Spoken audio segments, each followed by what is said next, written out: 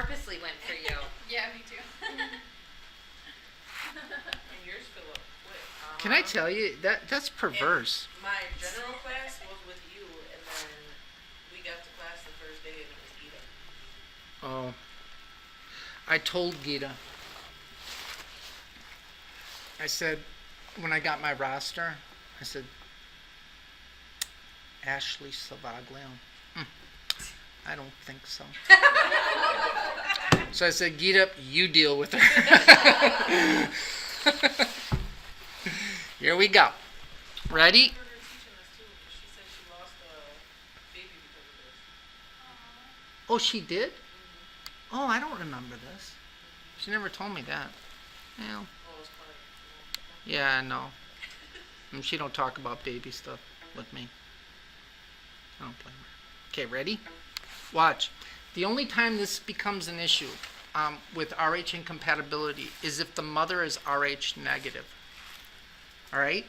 Now, 85% of the population is Rh positive.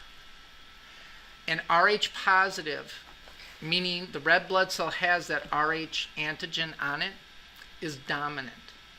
So if you're a woman who's Rh negative and you bump ugly with dude, chances are very great that the baby will come out Rh positive.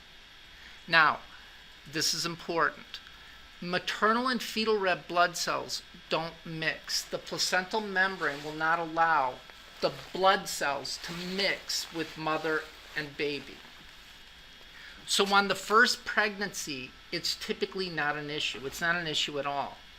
However, when the mother delivers Egbert, right, on the first pregnancy, and the placenta is ripped from the lining of the uterus, there can be some mixing of maternal and fetal red blood cells. So the Rh positive blood of the fetus can mix with the Rh negative blood of the mother.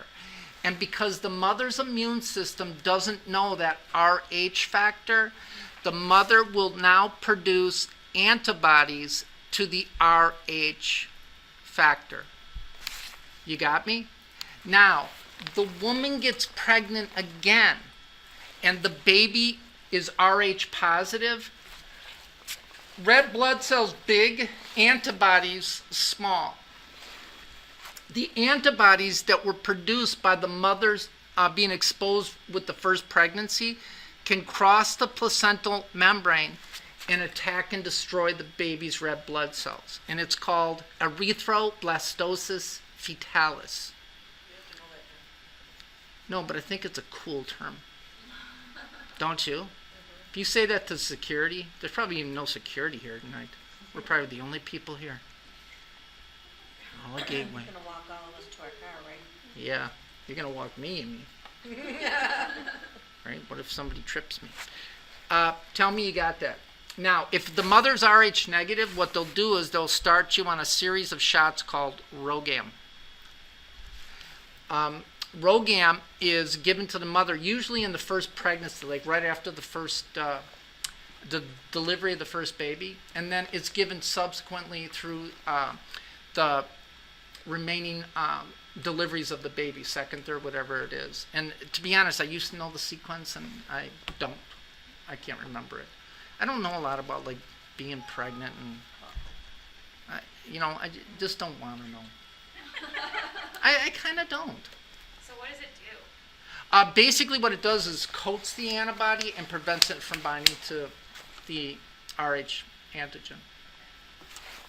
So if like my daughter's Rh negative, so she, like, we already know that. So since she's 18, anybody that she's with, so like if she gets pregnant, should she alert her doctor like right away? Well, what they do is if you've ever been pregnant, when they find out you're pregnant for the first time, they draw like 90 vials of blood. Mm-hmm. So they're looking at your blood type, you're looking at, HIV, STD status, things like that, because they don't want the kid to be jacked up.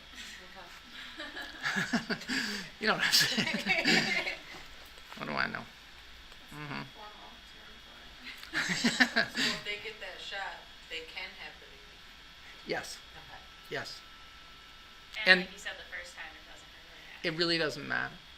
But regardless, they'll still want to blood test it, and then what they'll do is they'll counsel you if you get pregnant again that you need to make sure that. What's that? The Rogaine, is that new? I don't know. I really don't. Like I said, look. I know a little bit about fetal circulation and the congenital heart defects of the newborn. I think that's cool, so I learned that stuff.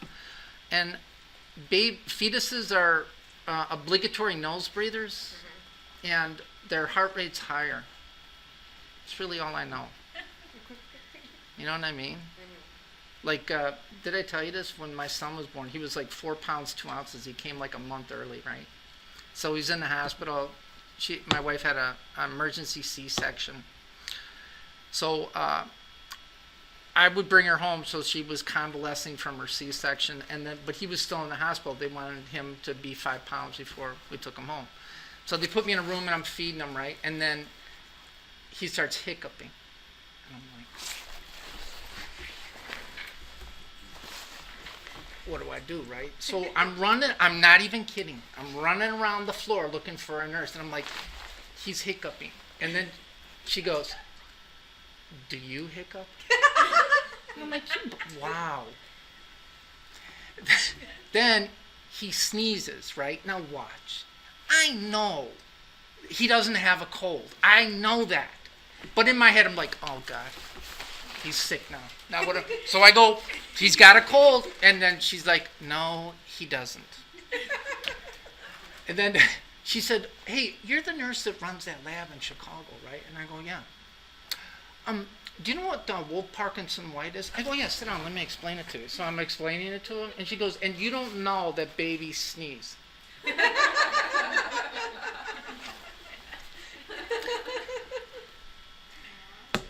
Then he was like, I don't know, like a year old. So he got sick, right? And he gets this fever. His fever's like 102.5, right? So I said to my ex-wife, I said, look, I'll take care of him today. Just rest. So I lay him down for a nap, and then he wakes up, and I feel him, and he's warm, right? And I check his temperature, it's like 103.2. And I'm like, what do I do? So I call my mom. I go, Ma, Bailey's got a fever. What do I do? You know what she said to me? You're a nurse. You know what to do. And you know what I said to her? I'm like, oh, yeah. That's why pediatricians don't take care of their own kids. When you are emotionally involved, you're an idiot. I take Right. my kids to the ER all the time for the same stuff that I look at some of my patients like, any government for that? Right. But Because they're your kids, and right, and you are emotionally involved, and you need someone who is objective, and that's why they do it. But yeah, Yeah, So it's like when they take a nap like a little bit longer than usual and you like think that they're dead in there. look, the first night, slept in a bassinet crib because I could not. the first night my kid came home, right, I slept on the couch. He was in the bassinet, and I had my hand on his chest. You think I'm lying, right? Me too, I was up all the time checking. I would call her all the time. I'd be at work. Did he pee today? Did he poop? Did he eat? Now he's 21 and a punk. You know, it goes by so fast too. If you got little kids, you really enjoy that time because, man, it's just like boom. I remember, I can't wait till he talks. You know, that way, you know, if something's wrong, he can tell me. Just the stupid stuff. Dad, I'll hide, you find me. I go, where are you going to hide? Underneath the table. Did you see something? I don't know where it was. Somebody was telling me they seen it on the news about a dad who legit tried to rip his 3-year-old's vocal cord out. Oh. Yeah, like reached down his throat. Yeah, Why? because he wouldn't stop crying. Yeah. What is wrong with people? I don't know where it was or what, but somebody was telling me about it. What is wrong? He doesn't even know where they are. Right. He just put his fist down his throat, I guess. Wait. Kinda. There's something wrong with, yeah. And he You know, people should have an IQ test before they have children. And if you don't have custody of your first 5, they should probably not allow you to have any more. Thank you. We have so many patients like, oh, where's your first 4? Mm-hmm. Yeah. I was 35 when my son was born. Okay, 35. I had money in the bank. My house was paid off. Right? I had a solid job. And I was scared to death. I would drive to work thinking, I'm someone's father. Pity that child. Right? And all you do is the best you can. Most of us. Right? And most of us will sacrifice for our child. That's the way it works. I just don't get it. Right? And here's the thing I always tell people. Not only do we know how babies are made, we know how to prevent babies from being made. And it costs like Well- less than $1. Well, I was 16 when I got pregnant with my first one, and they never told me that if you're on an antibiotic for strep throat, that it will affect your birth control. And I was 16, I didn't know that. I wouldn't know that either. Right. You know what I did?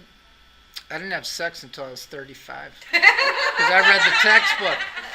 Read the textbook. It's Then you getting did thick that in for here. one Yup, right? I don't even think we can wade through that one. 0 for What's that? That's what we can also Right, did you read the textbook? Yeah, I know. Yeah, I know. I remember my sister, she's a little older than I am. She's like 4 years older. So she was going out on a date. And this is back in the day where the guy actually had to come and meet the parents, especially the father. So my old man is sitting on one of those lawn chairs on the front porch, cleaning his shotgun. I'm not even kidding. So this guy comes to the front porch, and you can tell he's scared out of his mind, right? And we had this wooden screen door, and it had the screen on it. And I'm just sitting there, and I'm listening to my old man.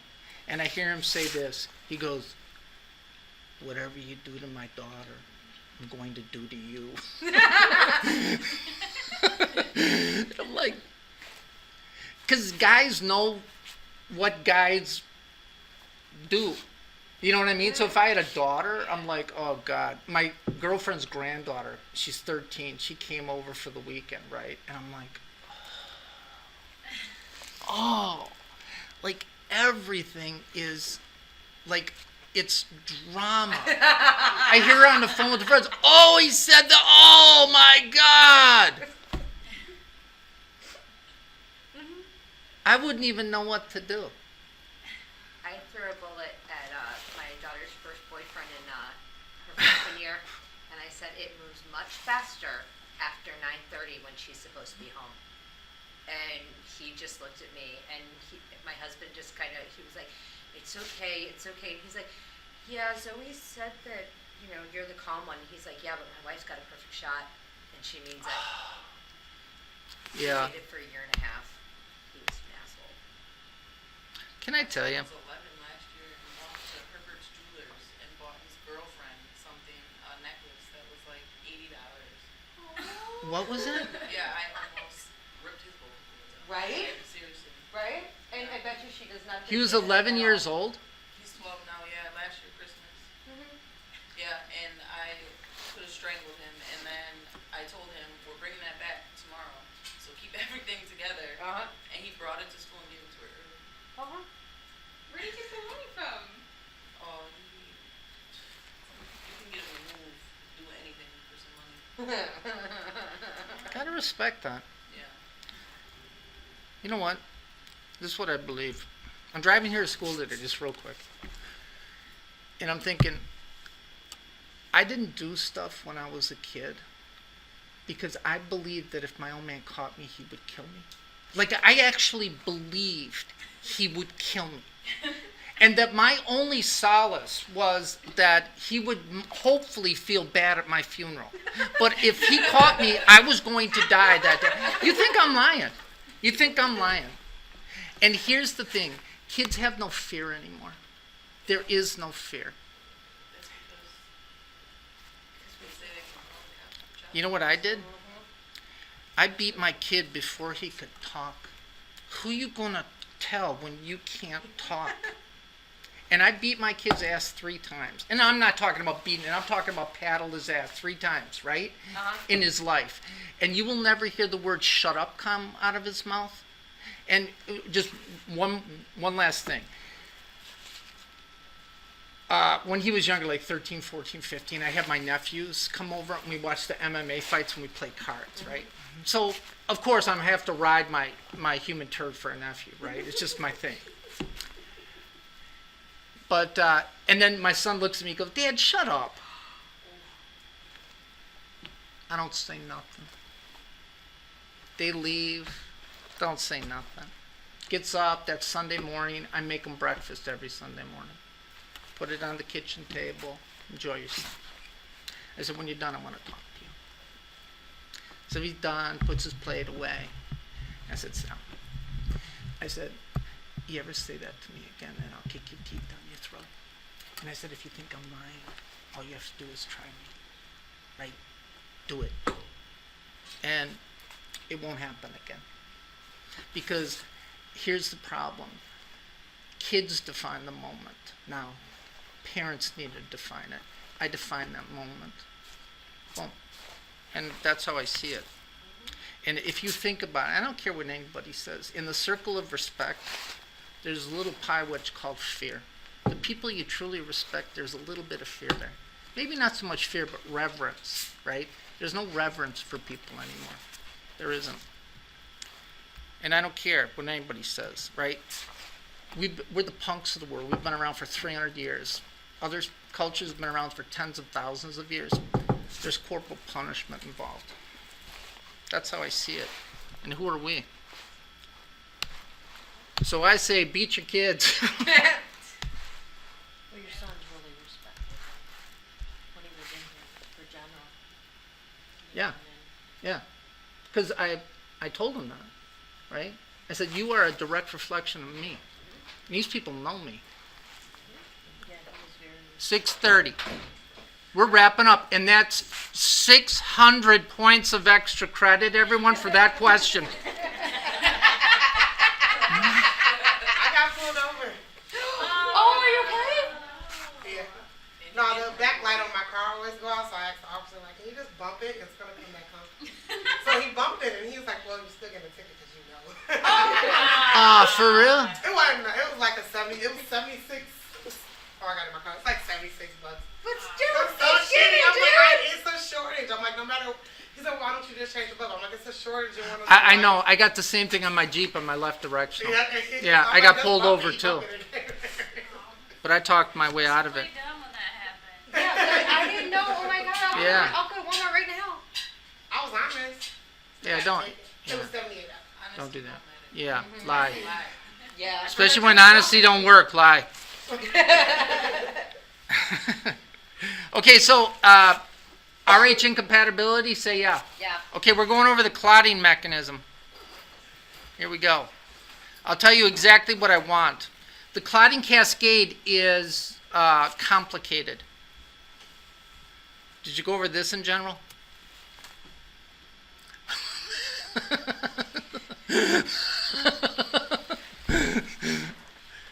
You'll recognize it right off the bat. Okay? Right. Do you recognize that?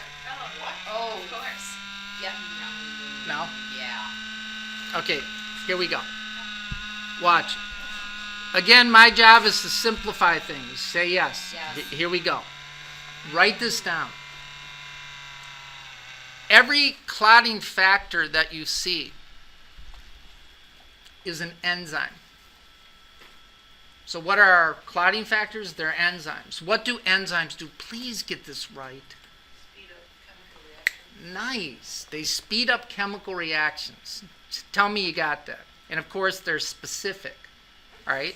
Now watch. There are basically 3 arms to this clotting pathway. You have the intrinsic pathway. Intrinsic means inside.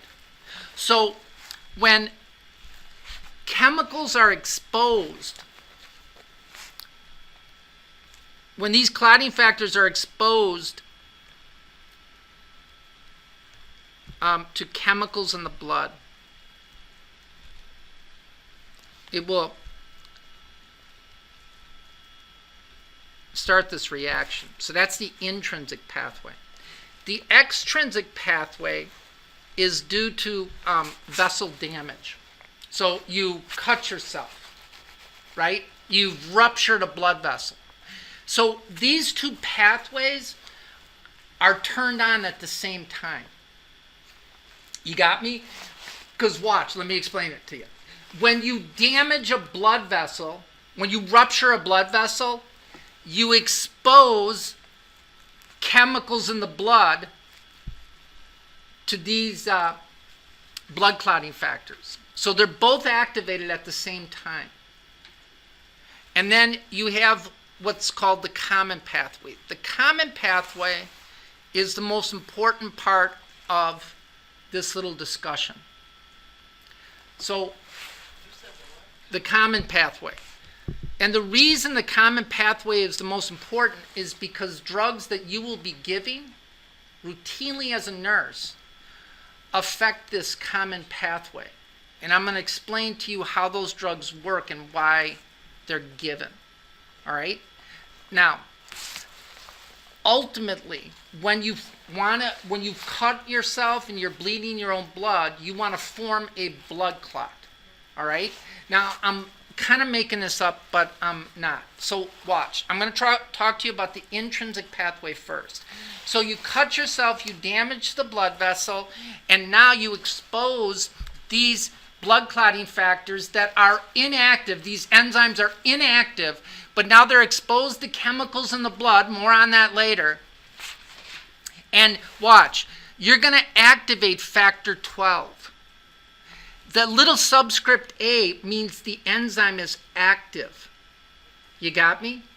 And this active enzyme is going to catalyze the chemical reaction of factor 11 into the active factor 11. Are you following me? Now watch. Okay, say that again. Wait, don't write down these numbers. I don't want you to know this, right? I want to explain this to you. Now watch. This is what I'm trying to tell you. When you damage a vessel and you expose these clotting factors to these chemicals, more on that later. Let's say that you activate 10 factor 12s. Now you have 10 factor 12s. They can activate 100 factor 11s.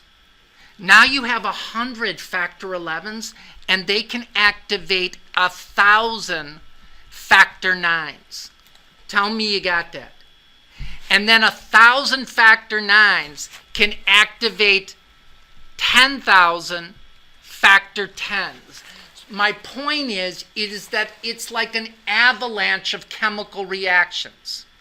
This is what allows the clotting mechanism to occur rapidly, because you don't want it to take forever for your blood to clot, otherwise you bleed your own blood and die.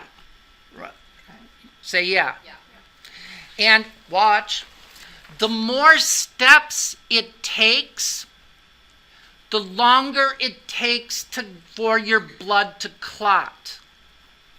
But the more steps it takes, the more stable a clot is formed. So the intrinsic pathway to blood clotting ultimately forms a stable clot, but it takes longer. In the meantime, you're bleeding. That's where you have the extrinsic pathway. As you can clearly see in the extrinsic pathway right here, there's only a few steps. Boom. Boom. Tell me you got that. So it will begin to form a clot, but that clot is not stable. It's enough to stop the initial bleeding so you don't bleed to death. Then the intrinsic pathway comes in like a tsunami, and it forms a much more stable clot. Are you with me? This is what I need you to know. In the clot formation, and I'm going to explain to you the common pathway. The common pathway starts with factor 10. Factor 10, which is an inactive enzyme, then it becomes the active enzyme. So factor 10, Roman numeral 10, factor 10, then catalyzes the chemical reaction of the inactive enzyme prothrombin to the active enzyme thrombin. And I'm going to show you a little video. You got me? Factor 10, an enzyme, is going to catalyze. It's going to make the inactive enzyme prothrombin into the active enzyme thrombin. And this just happens like after the intrinsic and extrinsic. Right. So both the intrinsic and extrinsic pathway meet at factor 10. And ultimately, both pathways take the inactive prothrombin and convert it into the active enzyme thrombin. Now, floating around in the blood, and I told you this, I'll never forget it. It was a Monday. Anything with gen after it is what? Inactive. So there is a fiber that is soluble in blood. It's called fibrinogen. And when thrombin acts on fibrinogen, it turns it into the insoluble protein fiber called fibrin. Right. So thrombin, the active enzyme, is going to convert the inactive fibrinogen into the active fibrin. And I'm going to show you how this works.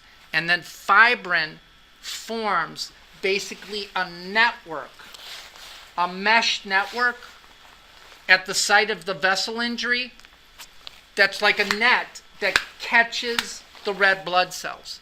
That's why if you've ever seen, like if you've ever had a bad cut and the clot starts forming, it's kind of like jelly-like almost. And because the clot's not stable, you'll start draining some of that plasma out because the net's just not catching the plasma. It's catching the red blood cells, but the plasma's leaking out. Is that why somebody on Coumadin you have to do a PTA? I'm gonna show you exactly why. Okay? Tell me you're with me so far. Okay, so let me show you this.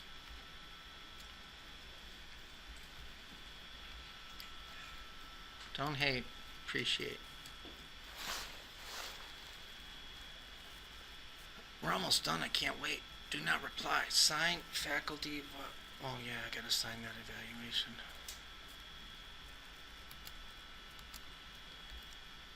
I sent myself a message. You know what it says? That you're going to pass all of us with A's? No, no. What does it say? Timmy, you're cool. That didn't go over so well. What is this? Damn, where is it? For real? Can you just search for it? I don't know what it's under. You have like a keyword or something? Oh wait, maybe yeah. Oh, here it is.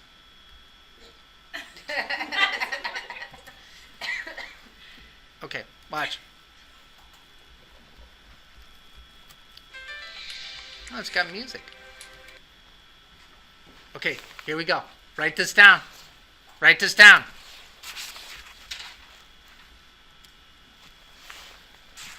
When you damage a vessel wall, you expose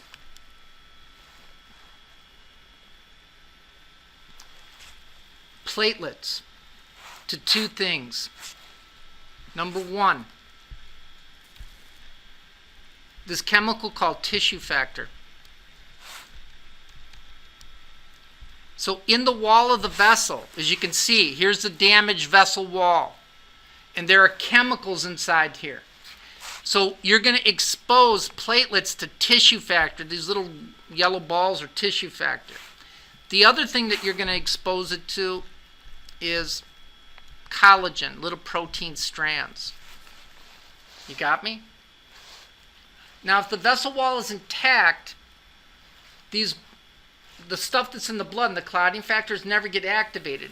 They first have to get activated by tissue factor. But tissue factor is locked up in the wall of the vessel. So if you damage that wall, you now expose the stuff that's in the blood to that tissue factor and collagen. All right?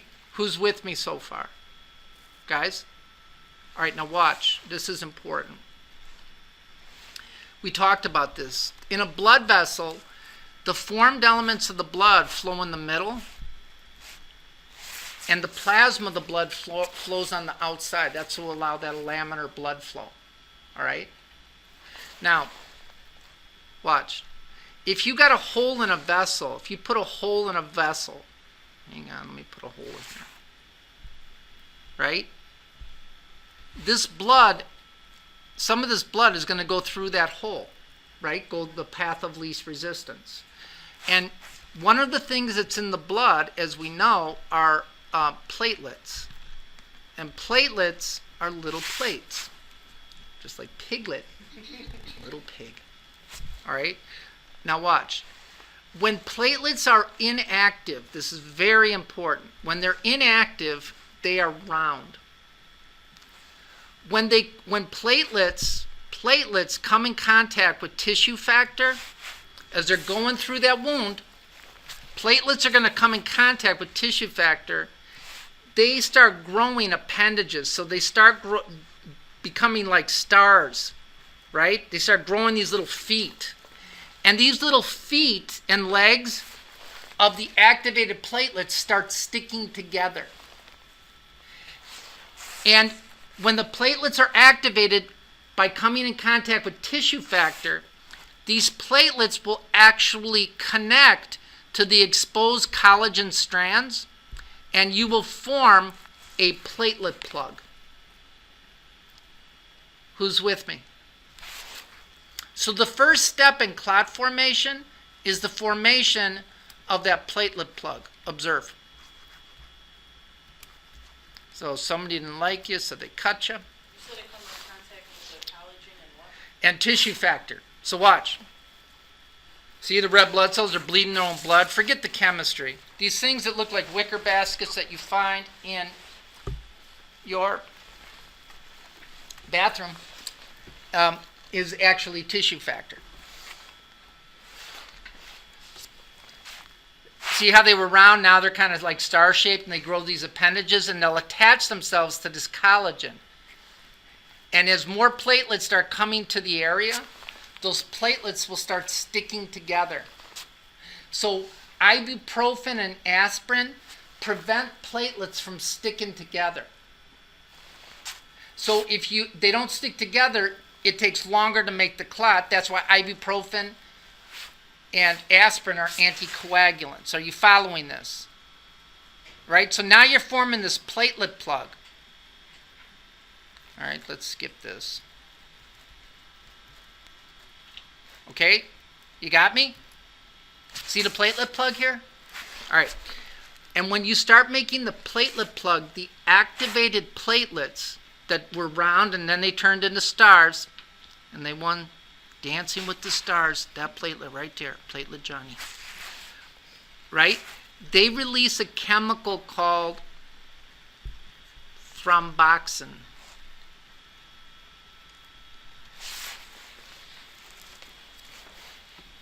Do you remember how I told you that the intrinsic pathway, they got to come in contact with chemicals in the blood? The chemical in the blood they come in contact with is called thromboxane. And thromboxane begins to activate that cascade of blood clotting factors. Are you with me? Now watch. And what's the final product in that blood clotting cascade? What's converted to what? What's converted to what? Fibrinogen is converted to fibrin. Prothrombin gets converted to thrombin, and then thrombin converts the inactive fibrinogen into fibrin. And what fibrin does is this. It takes these protein strands of fibrin and actually laces, that's a terrible color, actually laces the platelets together. And it lays it down in this mesh network like this. And what that allows is that mesh is to capture the red blood cells. And as the red blood cells are caught, because they're not moving, they will begin to coalesce and form that kind of gooey clot. Then over time, you lay down more and more of this fibrin network, and you form that stable blood clot. Tell me you got that. All right. So why are we gonna start? If the distance between the wound is not approximated, then the skin will not be able to grow together, and instead it will be filled with scar tissue. Scar tissue has more calcium in it, and that's why when you get a wound and you put sutures in it, you approximate the edges of the wound so less scarring will occur. Right? So how deep the wound is and how wide the wound is determines how bad the scar is going to form. And some people lay down excess amounts of scar tissue. They get these things called keloids. You've heard of it? Mm-hmm. Yeah. So I'm doing research on that. I'm really not. Okay, hang on. How many people followed that? All right, this is what I want you to know. This is what you need to know. Is that this is a mess. Okay. Watch. One of the things that you're going to have to do, and you're going to have to do on a regular basis, is you're going to have to administer anticoagulant drugs. And there's many reasons for people getting anticoagulants. One of the biggest reasons is post-surgical. We talked about this, right? If you're not moving, the blood in your veins in the legs is not moving, and the risk for deep vein thrombosis increases. If people have artificial valves, they need to be on anticoagulant therapy. If they have history of stroke or not reading the textbook, they need to be on anticoagulant therapy. All right, so watch. The two big anticoagulants that they will use is heparin or heparin-like. They're called, these derivatives of heparin are called low molecular weight heparins. I don't want to get into all the biochemistry, but basically all heparin or heparin derivatives work the same way. Floating around in the blood is an enzyme called antithrombin, and I got this wrong.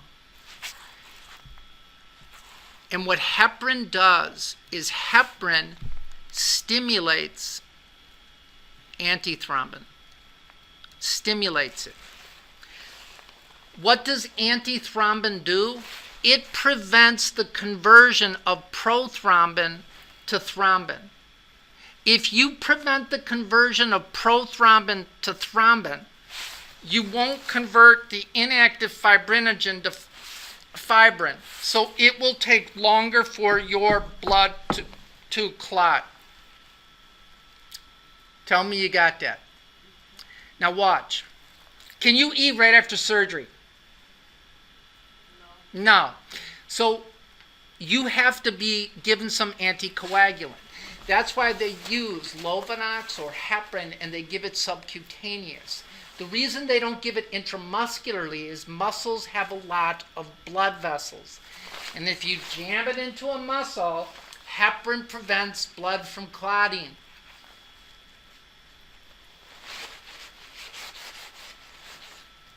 If you give it into a muscle, they'll start spurtulating blood. That's why it's given sub-Q, because fat don't got a lot of blood vessels. Are you writing that down?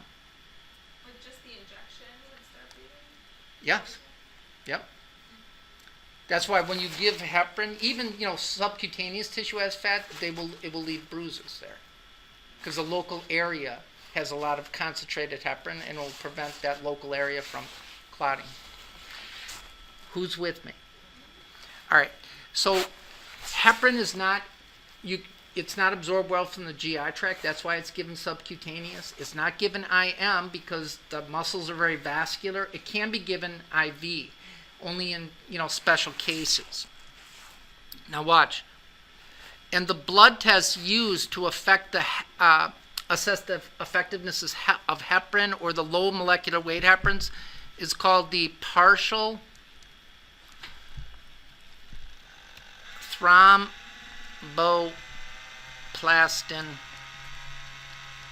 time, or PTT. Tell me you got that. So if you see a blood test, a doctor orders a PTT, they're looking at the effectiveness of heparin. Tell me you got that. And you better write this down. Heparin affects the intrinsic pathway.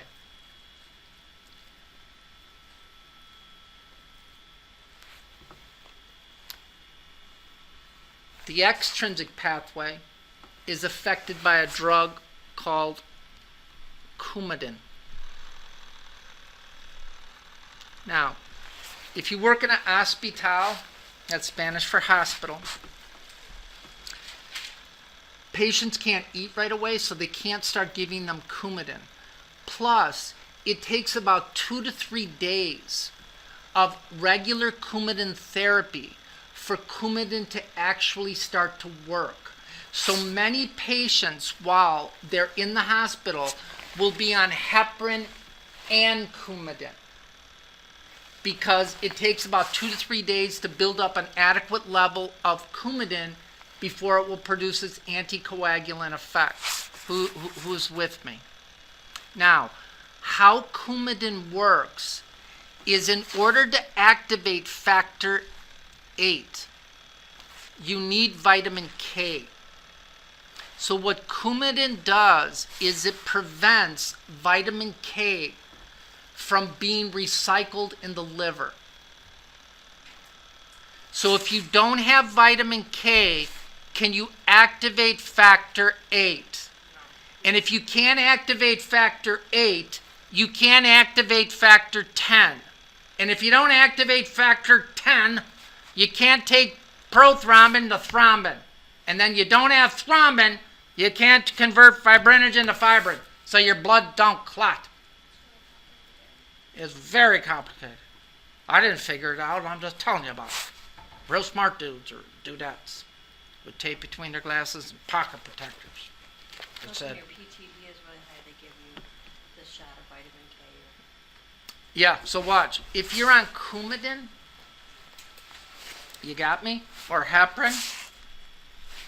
If you're on Coumadin, this is why the blood test for Coumadin is called the thrombin,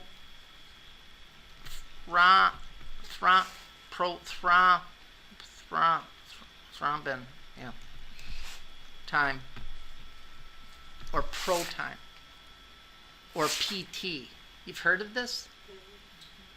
So the PT measures the effectiveness of Coumadin. The PTT measures the effectiveness of heparin. Say yes. What about the IMI? What about it? What is it? They always order PT IMI. That's right. And I'm going to explain that to you. And you know who'll explain that to you? Anybody. Ask the janitors, custodians, I'll tell you. INR, come on, knock it off. So what's the difference, I mean, what about like, the Xarelto and things like that? How come they don't have to check for those? Oh, wait, that's a good question. That's a good question. Watch. They're coming up with these derivatives, right? These low molecular weight heparin drugs, right? One of the things with Coumadin is that it affects the liver's ability to recycle vitamin K. It doesn't affect dietary intake of vitamin K. That's why there are dietary restrictions associated with Coumadin. Tell me you're with me. So it affects the liver's ability to what? To recycle vitamin K. It doesn't, Coumadin will not affect any vitamin K that you take in with the diet. That's why people who are on Coumadin have to have their pro times checked routinely, because you can't necessarily and completely eliminate vitamin K in your diet. And it's typically found in like green leafy vegetables. That's why people who are on Coumadin are told to stay away from salads and things like that. But that's why they have to have their blood tested routinely.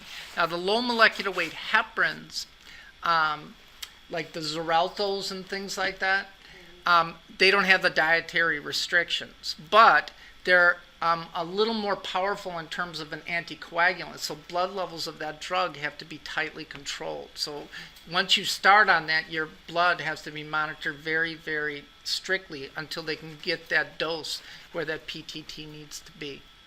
Now, because people need to have their pro times routinely checked when they're on Coumadin, what doctors wanted to know throughout the world is the pro time that I get in Cleveland, Ohio, the same as the one in, Knoxville, Tennessee. Well, they weren't sure. So what they did is they came up with this process, because different hospitals will use different tests, different assays to test the pro time. So what they came up was with the INR, and the INR is called the International Normalization Ratio. And basically what it does is that it takes the patient's pro time, International Normalization Ratio, the patient's pro time, divided by the kit control pro time. You know how you do that with a Accu-Check? You got the controls, right? And the kit control pro time should be a normal pro time, right? Which is about 15 seconds. Then you take the patient's pro time. Now, if they're on an anticoagulant, you want the patient's pro time to be higher. You want the prothrombin time to be higher, right? That means the blood won't clot as quickly. Are you with me? So if the patient's pro time is 30 seconds and the kit control is 15 seconds, then the INR comes out to be 2. Are you following this? So if a person is on an anticoagulant therapy, then you want the INR typically to be 1.5 to 3 times normal, meaning it's taking 1.5 to 3 times longer for that person's blood to clot. Now, and depending on the reason for the anticoagulant therapy, that will determine at what range they need to be. So people who have artificial heart valves, that value tends to be closer to 3. People who are on like pulmonary embolism prophylaxis or DVT prophylaxis, theirs is more like 1.5 to 2. So the higher your INR, the longer it's going to take you to stop bleeding. Tell me you got that. Does that make sense? So what you will see is a doctor's order for a PTT, a PT, and an INR. Heparin, Coumadin, and then the international normalization ratio. See, yeah, that's beautiful. That's blood clotting. All right. I did that. Okay. Oh, I just want to, can I show you this or just tell you this? Did I tell you the story about Barry McAllister? Can I tell you just real quick? All right. Barry used to be the warehouse manager at the company I work on Friday. So it was in the summertime. It was right around the 4th of July. And I was walking through the warehouse because the big warehouse store is open. And I don't have to punch in, right? So I see him driving his forklift. And he says to me, "Hey, Tim, can I talk to you?" I'm like, no. And I walked away. And that's the end of the story. I said, I go, "Sure." And he goes, "Tim, I get these blood blisters. And I pop them, blood spurts out." Ew. And he goes, "And they just won't stop. And they just, like, every once in a while, I'll wake up and I'll see a couple, and they just appear, right?"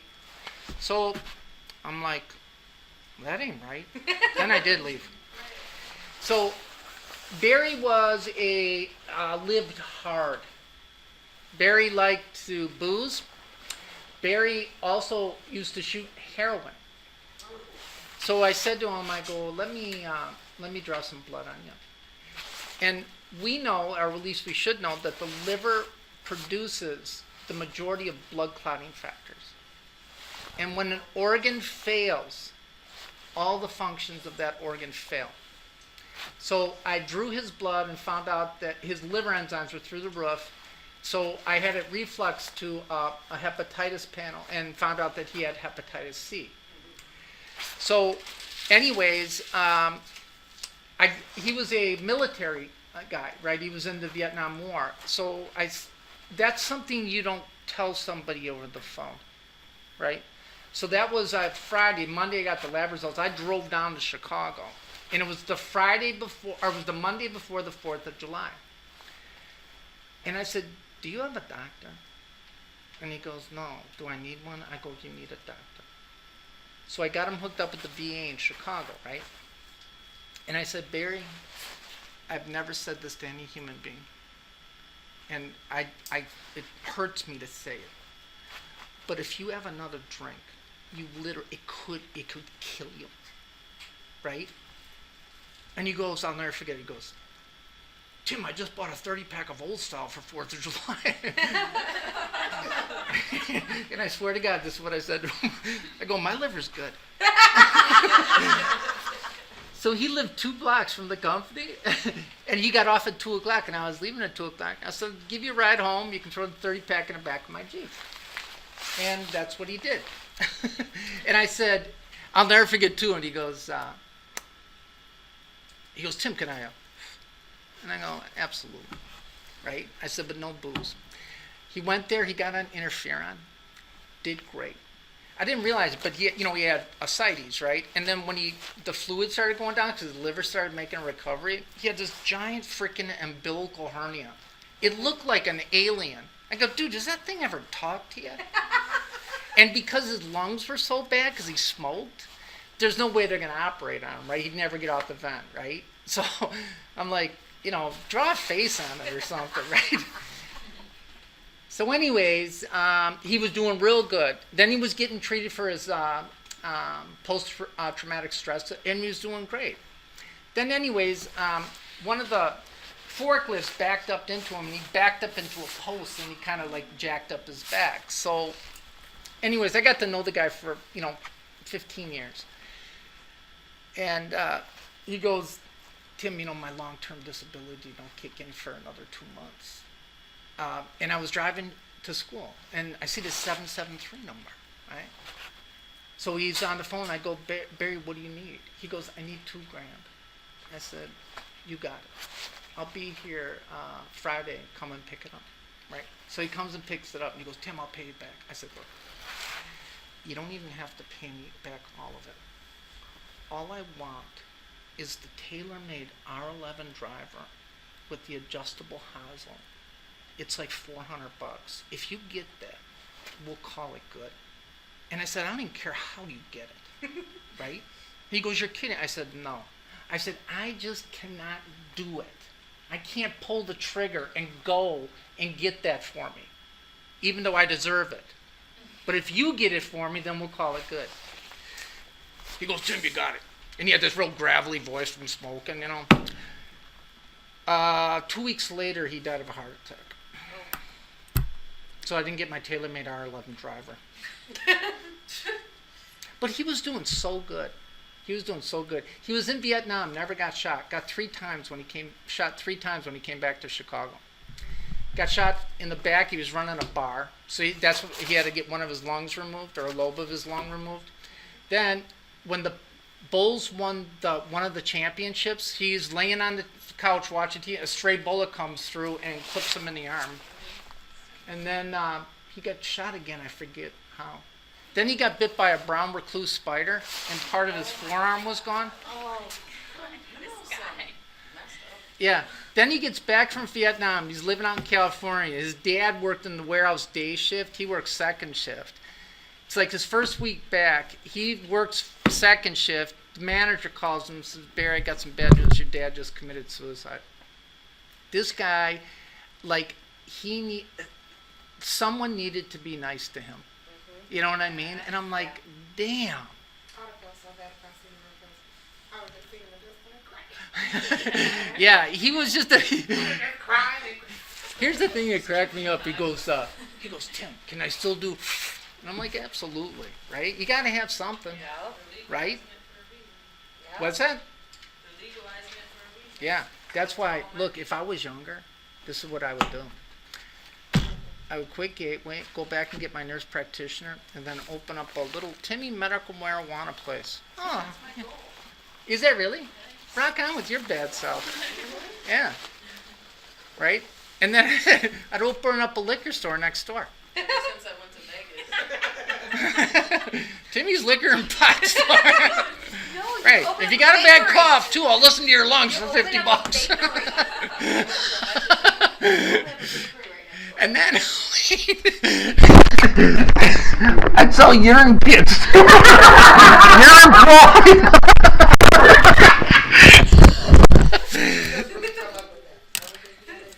What's that? You should just really do that. If you're It totally makes sense Yeah, to but sell if those at your clinic.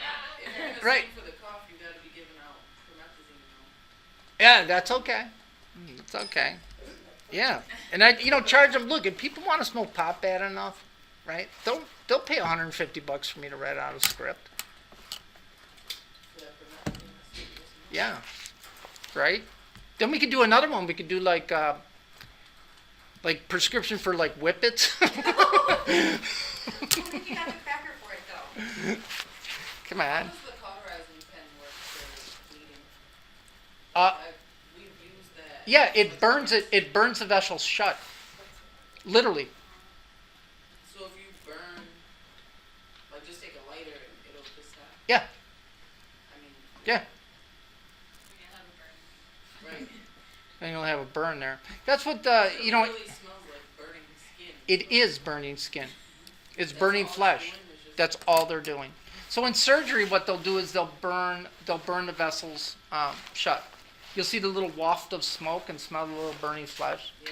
Yeah, it's lovely. They also use that as a cut down tool too.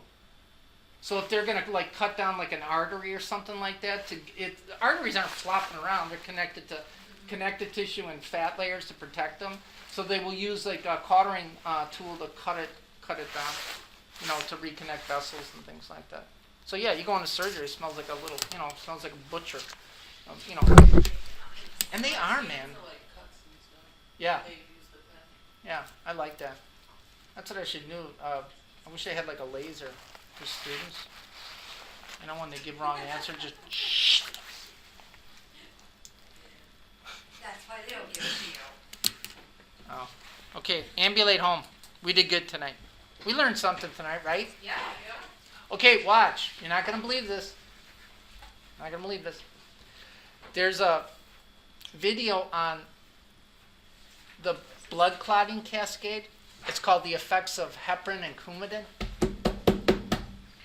There is a video on blood typing and RH factor and RH incompatibility. It says that blood typing, RH factor, and RH incompatibility. But when we come back to class, we have to know that digesting a hamburger. Yeah. So we're not gonna. No, is it the 3 questions that are on like No, it's just one question. just the hamburger? Yeah. I'm thinking about making that a multiple choice. Make it what a multiple choice? The digesting a hamburger. No, don't make it a multiple choice. Just leave it as essay. Oh, is that how that works? You can tell when she's very serious. She's like the hand, like, well, make. Is that what she probably did that to the cop too? Hey, what's that? It's Well, you better do a good job on that. I mean, for real. When are you gonna have the grades for the other one out? I'm only human. Okay? What about? Yeah, you know what it is? I'll tell you. Watch. It's level of expectation. It's level of expectation. Right. If I would have waited like 3 weeks to hand your first quiz back, that's what I should have done. Then like, yeah, it's gonna be 3 weeks. So all those final questions, I asked when you said, are we just gonna do them like at home, like watch the videos? No, we'll complete them in class. Oh yeah, yeah. Watch that video of digesting a hamburger. So we're not having an exam on the lymphatic system. No, it's on the final. What's this? Oh. Nice. Hey, can somebody turn on those lights so I don't lose these things? So the digesting the hamburger quiz we can take on the computer. No. is that I Monday? just want it written out. Yeah. Yeah, it's Monday when you come back. Yeah. Yeah, I'll put it on the computer. Is that better? Or no? Easier. Huh? It's easier. Oh, okay. Well, it's not easier for me. You don't have to do it. Oh, really? You just Yeah. have to write. How do you digest a hamburger? You can make us do whatever you want. Oh, really? You know what I'd love to do, but I would never have done? Cryo. I'd rather know. Cryo? For what? I do it to people all the time. For what? For like warts and stuff. Oh, yeah. Yeah. You know what? Never get your hemorrhoids banded. But why would? No one. No, I never did that. It's just bad. You never do anything to your hemorrhoids unless you are hemorrhaging and you are in hypovolemic shock. You know Leave what it- that makes me think of? If you have genital warts, is that what they do? They cryo them off? Yep. Oh my god. No. There is nothing that they are going to put around my anus. No. Because you know what? That's how they used to torture people in Vietnam. They used to no, seriously. My dad was a Navy SEAL, and what they used to do is they used Imagine it on your genitals. that's what they would do, is that they would put stuff around their toes until their toes fell off. And then they would then wrap their penis. And they would literally wait until the guys were screaming, and because they would watch their toes fall off. And then that's how they would interrogate them. I'd probably rather have that than cryo. Yeah. Or they would turn around and they would be like, they would get them up in the helicopter and they'd push one guy off and be like, all right, who's gonna talk next? And if people didn't talk, they would just push them off the helicopter. Yeah. Yeah. I don't want to do that. Enjoy your Thanksgiving. You too. Maybe